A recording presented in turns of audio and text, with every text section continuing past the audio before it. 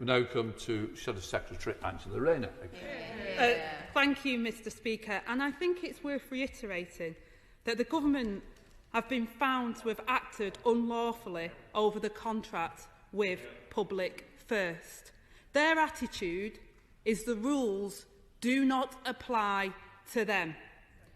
Given that the judge found apparent bias, surely this must now be referred to the independent adviser and the Cabinet Secretary.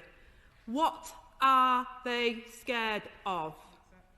I know all too well, to the honourable gentleman's point, the need to secure PPE for our frontline NHS and social care workers.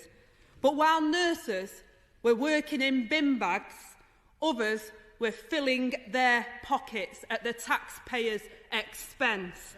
The Minister quoted the National Audit Office, but the Auditor General said the evidence shows that standards of transparency were not consistently met. Perhaps the Minister can explain today why the National Audit Office found that Pest Fix, for example, was wrongly added to the high priority lane and awarded over £300 million after a shareholder reminded a senior official that he was a friend of his father-in-law. The Minister claimed that a full 8-stage process, Mr Speaker, always took place, but the NAO found that over 70 contracts awarded before that process even existed. Can she confirm that Ianda Capital were placed on the VIP list without that process, thanks to an adviser to the Trade Secretary?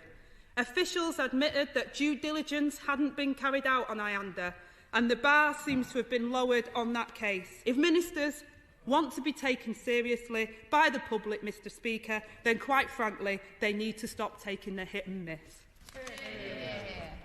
I thank the Honourable Lady, and I've listened over this past year to the criticisms and attacks being made by the opposition and campaign groups on COVID contracts, and I take them very seriously, and that's why I've taken time when I assumed my role after maternity leave to understand what did happen. And I don't think anyone is standing here suggesting that everything went smoothly during the height of the pandemic.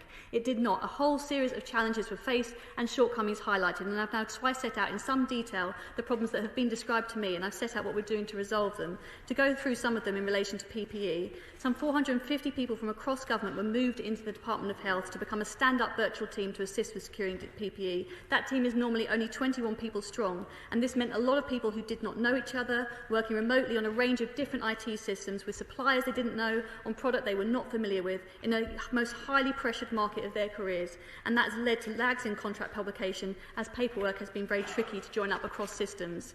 Faced with exceptional levels of global demand, the usual vendors in China who serviced the central procurement function very quickly ran out of supply, and the world descended on a few factories in that country to bid for available items. And it's in this market context that the government had to procure with extreme urgency. That was often through direct award of contracts, and if we didn't do that, we risked missing out on vital supplies. We never ripped up procurement rules. And that was a situation of genuine crisis and extreme urgency, where offers had to be accepted or rejected in a matter of hours or days, and it was simply not viable to run the usual procurement timescales.